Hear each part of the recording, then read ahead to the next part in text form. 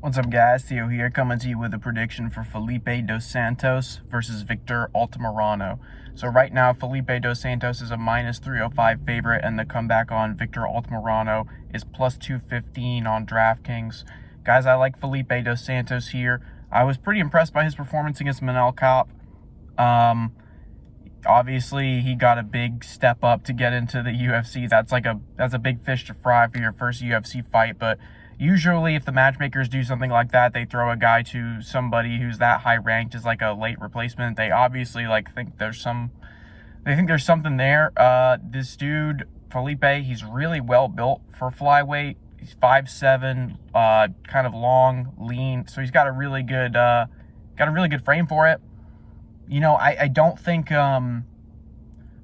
really he was ever winning the fight against Manel Cop. He had some good moments there, and I think a lot of people are going to be high on him after that performance, but I do think the line is a little bit wide based on what we've seen from Felipe. We did not really see him put together any kind of really sophisticated striking. This guy is more or less kind of a Charles Oliveira clone almost, like a flyweight Charles Oliveira. He kind of pulls a lot of the same tricks, getting rocked, going down to his back, putting people in his guard and whatnot. And he's got the good Muay Thai striking, but he doesn't seem to quite be as dangerous on the feet as someone like an Oliveira. He doesn't seem to quite have the ability to put together combinations and kicks and everything like that. He kind of does these I don't know what you would call them, ladder kicks or whatever, where he's throwing quick succession kicks one after the other, almost like a butterfly kick almost. And they don't really do much. It's kind of flashy, so I think he's not a very efficient fighter. But I think given how game he is and how well built he is for this weight class, I do think that he should be the favorite. The thing about Victor Altamirano is he just doesn't have the most technique to his game. He lost a really, really boring fight to Tim Elliott.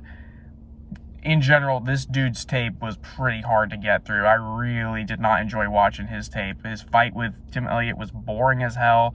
They messed around on the feet for a little bit for I don't know, probably 2 minutes of a 15-minute fight. Maybe they spent standing the rest of it. It was all control.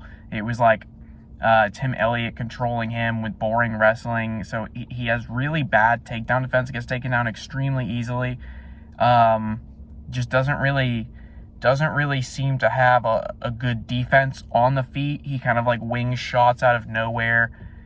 Yeah, he's just overall, I don't think that Victor Altamirano is super skilled. I don't really think he's UFC level. He's going in these life or death fights with dudes that are just not that good. He's only getting split decision wins.